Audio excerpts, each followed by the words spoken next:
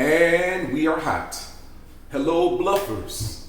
Well, this is video number 3. I guess it's turning into a habit. I'm back. We're here. We're doing it. I had a pretty eventful day today, and I hope that you did too. Hope it was positive and you got things done. You marked down goals and you did what was necessary to achieve them. That's what it is sometimes. You sit them up and you knock them down. All right. So we're going to do things a little differently tonight. So on this evening, for this video, I'm going to talk about all of the fantastic military stuff first. All right. So as promised, I'm going to give, and how much I give and how often I give will be driven by the demand that I feel, the pull. Okay. So tonight I'm going to talk about post-traumatic stress disorder. Okay.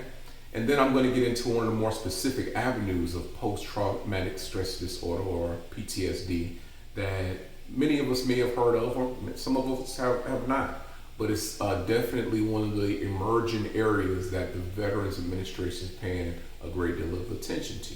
Okay. So first, I'm going to start by giving you I'm going to give you a story. Everybody likes stories, right? Just so happens this one is true. I'm not going to say any names because that doesn't matter. I'm going to tell you what happened. I'm going to tell you how we intervened to bring about a better result. And then we're going to tell you what that result is. And then we'll talk a little bit further about the condition itself.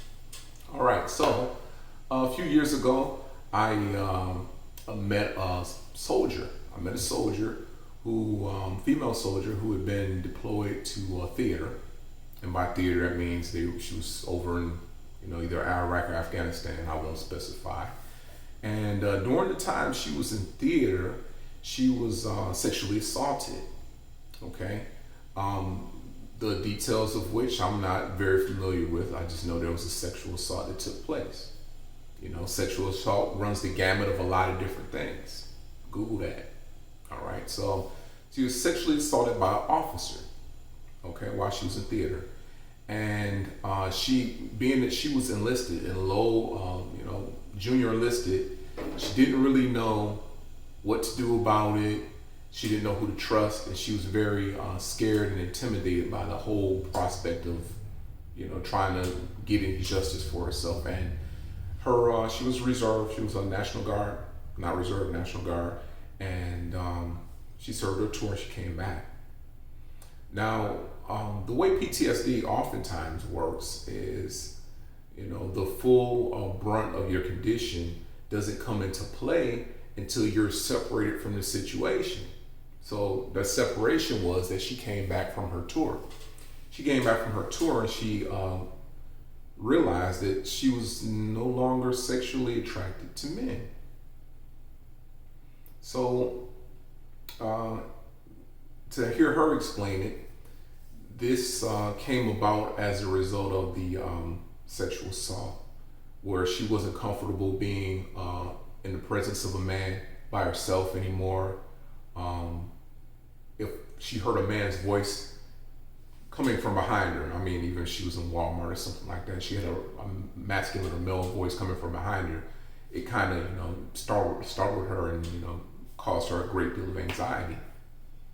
All right. So she didn't know there was such a thing as an MST. MST stands for military sexual trauma. She didn't know there was such a thing. So, not knowing that, of course, she thought she had no recourse for what took place in theater those years ago. I don't even remember, if I'm just being honest, how she came to disclose that information, but she did. And at that point, I believe she was at 20%. She had a VA claim. She was at 20%. She had been in the Army. I think she had a back injury also. We'll talk about how the VA rates back injuries in a future video. But what I will tell you, the long and short of it is, they're going to gyp you. Typically for back injury, the VA is going to give you 20%. I know of a Coast Guard, I can't really say sailor, coasting, I guess we used to call them a lot of different things in the Navy, but we'll get to that later too. But so we had a Coast Guard member who ended up having to have a spinal fusion, and I wanted to say they gave him 20%. So, long story short, she had 20% for a back injury, probably related to carrying that 100-pound pack around. So she had that injury. She got 20% for that. So when she told me what was going on with the whole sexual assault, I quickly told her that she needed to file a claim for military sexual trauma. So I explained exactly what military sexual trauma is, and we did that. And long story short, she ended up getting 100%. As it happens, the VA hospital here in Houston, apparently they were just standing up MST clinic, a military sexual trauma clinic, and they had special funding for it and so forth. And the way it happened was really dramatic because she filed for it, and then she went in to see what the VA could do with regards to therapy and counseling in the interim until she can get more treatment. And when she went, she found out that they had the clinic there, so she went to the clinic, and they were just standing the clinic up, and the person that was going to be the director of the clinic had not yet assumed her duties. So she was there, and she was silently spectating, pretending to be a veteran in need of help. And when the young lady went up to the front desk to tell the representative exactly what was going on and what she was there for, at that point, the new director ended up intervening, and they made sure they got her in to speak to somebody that day, and they actually continued to help with the development notes that were necessary to get her claim pushed through. So, that's one of the many facets of PTSD, military sexual trauma, and it's not a female-specific thing. All right, so I've talked to soldiers who were over in theater that were men who were sexually assaulted. So it's not specific just to females, okay? So that's an important part of it to understand. There are probably more females that are willing to come forth and disclose that took place and that happened to them, but it's not exclusively a female condition, okay? So, it's a real thing. PTSD, the information is out about that. We talk about it a lot. There's a lot of different ways to get PTSD. In the last video, I inferred that it's possible that even if you only were in the military long enough to get through boot camp or not get through boot camp, it's possible that you experienced a PTSD, a situation that incited PTSD in you. All right, so that's definitely something to think about.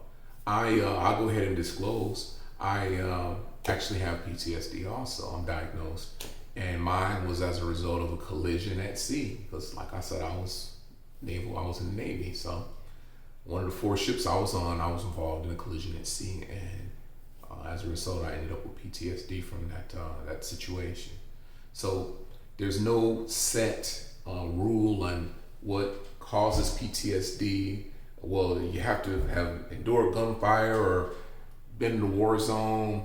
Not necessarily true. It's not necessarily true. And just like I'll run into a lot of people that tell me, well, I don't have anything in my medical record that talks about me going to seek counseling services or having anxiety as a result of something that happened.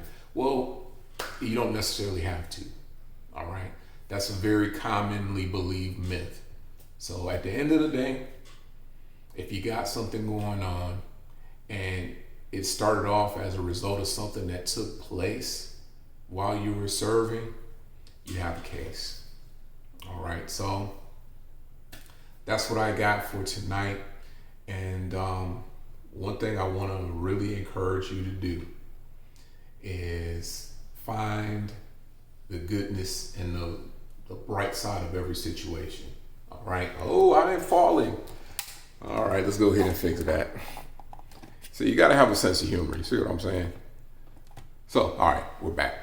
So you got to find a silver lining in every cloud. Okay. Some days it rains hard as hell. But what is the good part? The good part is that my grass is going to be super green and the flowers are going to bloom. All right, so nothing happens. Nothing that happens to you is for no reason. There's purpose behind all of it. Of course, we don't have that higher level of view to see it all, but it's important you don't become so caught up in the trees that you cannot see the forest. You got to remember, everything that happens, there's more than one way to look at it. Okay? So that's the little nugget for tonight. And once again, it's been a pleasure. I hope you were able to glean something positive and something useful from what I've shared. All right. And if I'm just being honest, I'm getting my website and everything together so that people that need further help with this VA stuff, I can make that happen. Okay. So, but if you're in a situation where you have something going on and you need help getting your claim situated, or if you currently have a percentage and you know it's way lower than it should be, leave your information in the comments, and I can reach out and we can make something happen. All right. So until then, over and out. And I salute you.